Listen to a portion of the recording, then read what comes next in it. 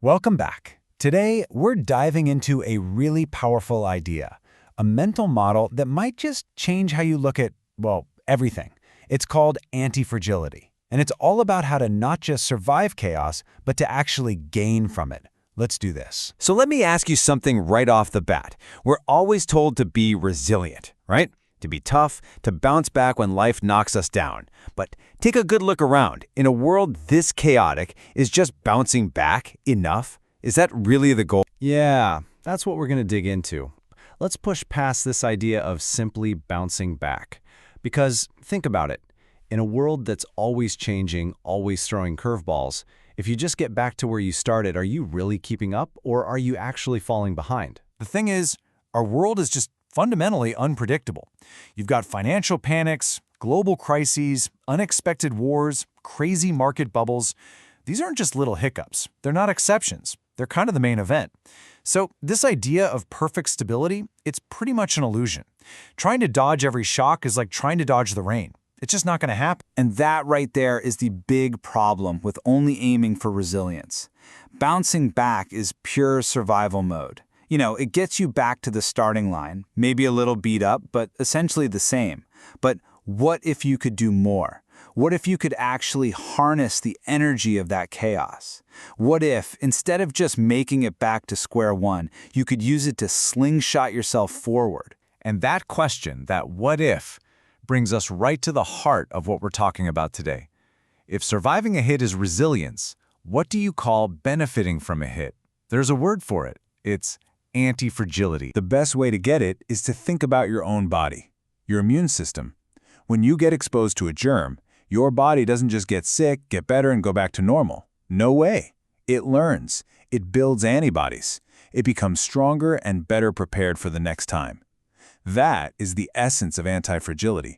It's the property of actually getting stronger from things that are supposed to break you down. Okay, so this table breaks it down perfectly. You have 3 ways things can react to stress. First, you've got the fragile. Think of a wine glass. You drop it, it shatters. It gets weaker. Then you've got the resilient. Think of a rubber ball. You squeeze it, it bounces right back to its original shape. It just stays the same. But then there's the antifragile. It doesn't just resist the stress, it improves because of it. The stress actually makes it stronger. And that difference is everything. Nassim Taleb, the guy who really brought this idea to the forefront, he put it in a way you'll never forget. He said to think of something anti-fragile like a package that shows up at your door with a big label on it that says, "Please mishandle." How cool is that? It's not just tolerating the bumps and bruises, it's actively thriving on them. It wants to be tossed around. All right, so the theory is fascinating, right? But this isn't just some high-level philosophy. It's something you can actually use. It's a strategy. So let's switch gears now from the what is it to the how do I do it. Let's start building your own anti-fragile toolkit. So how do we get there? Well, it comes down to a few key things. We're going to talk about seeking out certain kinds of opportunities, what we'll call upside optionality. We're going to talk about how to learn from failure in a totally new way. And, maybe most importantly, how to use stress itself to make our thinking sharper. It's all about building that super thinker's mindset. Okay, let's kick things off with this idea of upside optionality. I know, it sounds a little jargony, but the concept is actually super simple. It just means putting yourself in situations where the downside is small and limited, but the potential upside is huge, potentially unlimited. It's all about increasing your surface area for luck. Like, for example, going to a networking event. What's the downside? You lose an evening, maybe have some bad appetizers. It's capped. But the upside? You could meet your next business partner. You could get a life-changing idea. The potential reward is massive and totally unpredictable. This comparison right here is a perfect example.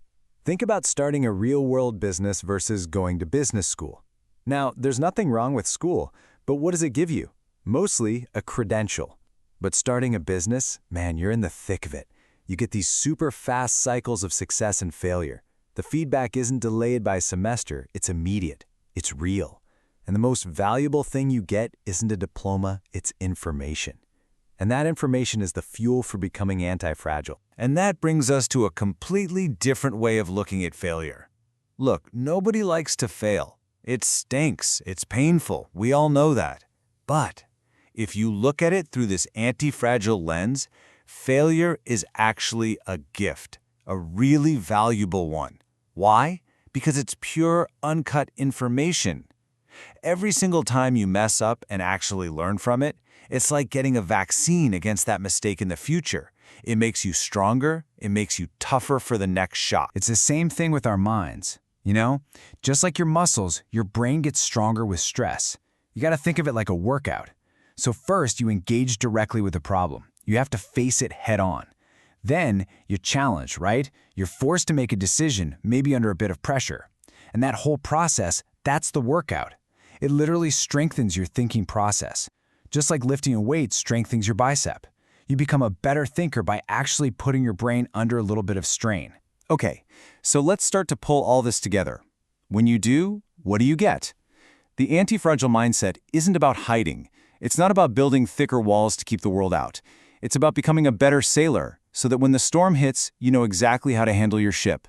It's about learning to embrace the chaos. And this is the single most important shift in thinking. The goal is not to build a life that's perfectly predictable and free from stress. Honestly, that's a fragile way to live, and it's doomed to fail. The real goal, the anti-fragile goal, is to completely reframe the question. You have to stop asking, how do I avoid this? And start asking, okay, how can I use this to make me better? I mean, this chart says it all, doesn't it? We spend so much energy trying to run away from stress, from volatility, from failure. But look at this. These things aren't the obstacles to our growth. They're the ingredients. They're the fuel. Real lasting strength isn't built when everything's easy and calm. It's forged in the exact fires that we're all taught to avoid. So, I want to leave you with a final question to chew on. Think about your own life right now, your career, maybe a side project, even your relationships. Where is one area where you can stop trying to avoid the stress and instead intentionally lean into it a little bit? Where can you start to ask, how can I benefit from this? In other words, what part of your life is a package just waiting to be mishandled?